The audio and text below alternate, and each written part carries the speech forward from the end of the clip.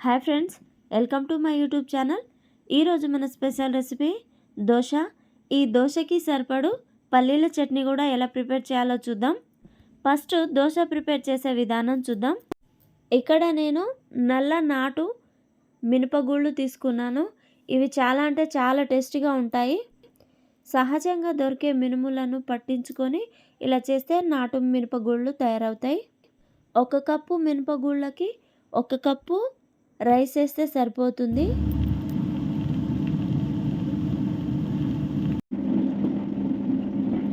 ఐదు 6 గంటలు నానబెట్టుకొని గ్రైండర్లో రుబ్బుకున్న లేక మిక్సీ పట్టుకున్న సరిపోతుంది. ఈ పిండికి సరిపడు ఉప్పు వేసి పక్కకు పెట్టుకోవాలి. ఇప్పుడు దోశ మనం డైరెక్ట్గా వేసుకున్న చాలా టేస్టీగానే ఉంటుంది. లేకపోతే 1 డే ఆగి నెక్స్ట్ డే వేసుకున్న చాలా టేస్టీగానే ఉంటుంది. నెక్స్ట్ డే దోశ వేయడం వల్ల పిండి బాగానే ఊరుతుంది, చాలా బాగుంటుంది. నాటు మినపగుళ్ళ దోశలు మనం నార్మల్గా డబుల్ హార్స్ లాంటివి యూస్ చేసే దోశల కంటే టేస్టీగానే ఉంటాయి. ఈ దోశలు చాలా సాఫ్ట్గా కూడా ఉంటాయి. చాలా అంటే చాలా టేస్టీగా చాలా బాగుంటాయి. స్టవ్ మీద ప్యాన్ పెట్టి కొద్దిగా వాటర్ చల్లేసుకొని దోశ వేసుకుంటే చాలా అంటే చాలా బాగుంటుంది. ఈ దోశలో మనం ఎలాంటి పదార్థాలు యూజ్ చేయలేదు. ఒక బియ్యము, నాటు మినపగుళ్ళు మాత్రమే యూజ్ చేసాము. కానీ రుచి అయితే అమోఘం. వేడివేడిగా ఇలా వేసుకొని తింటే చాలా అంటే చాలా టేస్టీగా ఉంటుంది. మీకు అందుబాటులో నాటు మినపగుళ్ళు ఉంటే మీరు ఖచ్చితంగా ఇలా దోశ ప్రిపేర్ చేసి చూడండి. చాలా అంటే చాలా బాగుంటుంది, చాలా టేస్టీగా ఉంటుంది. ఈ దోశలను డైట్లో భాగంగా తీసుకుంటే ఇర్రెగ్యులర్ పీరియడ్స్ ఉన్న వాళ్ళ ప్రాబ్లం కూడా నయమవుతుంది. నల్లపొట్టు ఉండే మినపగుళ్ళలో ఎక్కువ శాతము కార్బోహైడ్రేటు, మినరల్స్, ప్రోటీన్స్ ఎక్కువ ఉంటాయి. ఇవి బాడీని చలవ చేస్తాయి.